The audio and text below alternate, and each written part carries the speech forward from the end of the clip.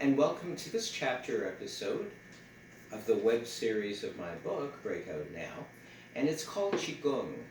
And you can spell it the way I spell it in the header, Q-I, Qi, Gong, G-O-N-G. You can say Qi Gong, or you can spell it C-H-I-G-O-N-G, or you could spell it Q-I, Qi, Qi, Gong, K-U-N-G. Now, it's evolved out of traditional Chinese medicine, or rather it's included within traditional Chinese medicine, but I'll briefly tell you the origins of it. Thousands and thousands of years ago in China, the monks lived in caves and they meditated all day. And of course they went out to forage for food and they did whatever, and they depended on the kindness of strangers and others to give them food, alms for the poor, you know, that stereotype of the bowl and the begging monk. Well, that's all true. And after they'd get their food and they'd retreat back to their temple, the temples actually came after the caves. So at that point they were living in caves, meditating all day and foraging for food, as I just said.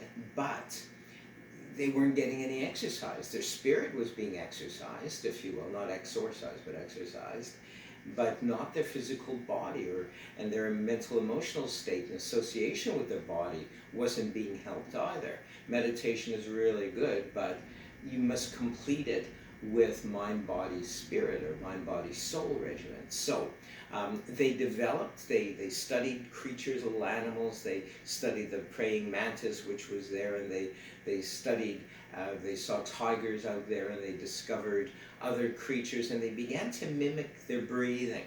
There's an old Taoist tale of a baby that fell down a well, and it survived for 30 days until it was finally found. And beside this baby that was sleeping and relaxing, actually in a way meditating, was this frog. And the baby had mimicked the frog's breathing.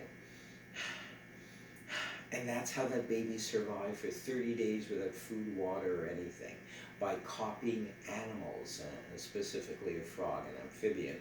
So did the monks. And the monks began to develop a system called Qi Gong, and it was essentially a static meditation. They'd rub, they'd press various pressure points, they'd do breathing exercises, they'd do a little bit of movement. And today the system is still known as medical Qi Gong. You can balance yourself, you can heal muscles and ligaments and tendons with Qi Gong. It's just an amazing system. I highly recommend you look that up and buy as many books as you can on it.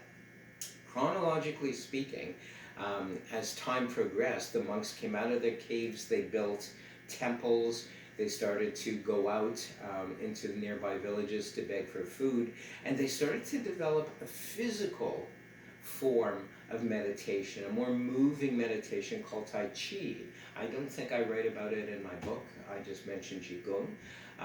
And Tai Chi kind of evolved from yoga. By then the Buddha had come from India to China, and he spread his wisdom, and amongst that a lot of the monks kind of took yoga and ran with it. So they took yoga and developed their own system called Tai Chi, a moving, posing kind of thing, incorporating the breath or Qi or Qi, breathing. And so with Tai Chi, there was also the use of animals, but because there started to be invading hordes from neighboring countries who wanted to rape and pillage and do whatever to the monks used Tai Chi also as a form of self-defense. So they started to use the animals that they studied not only for their own self-help, their own upkeep, maintenance of their physical, emotional, and spiritual health, but also for self-defense. And from that came Gong Fu or Kung Fu. And again, the use of animals more than the meditative movements, the slow movements. With Kung Fu, it was quicker movements. It was the use of, say, tiger, praying mantis, all these different creatures so that they could defend themselves. All along, right alongside, was spirituality as well. They never forgot that. It wasn't just purely self-defense. It was also I consider Kung Fu to be a complete mind, body, spirit system, just a little bit more active than, say, Tai Chi or Qi Gong. So you see now the evolution of Qi Gong. You see its uses, you see how it evolved into Tai Chi and why, and how Tai Chi evolved into Kung Fu. I really want to encourage you to study it, either through teachers or masters, or at the very least research it. Some people, you have people who practice yoga, and you have people who practice Tai Chi or Qigong and or Kung Fu. I'm in this group, and without it, I don't know where I'd be. It maintains my body, mind, and spirit. And as long as you're doing that, you're healing, you're clearing up any unconscious root causes, any unconscious hindrances to being all that you can be, which is what this book is all about. Thank you.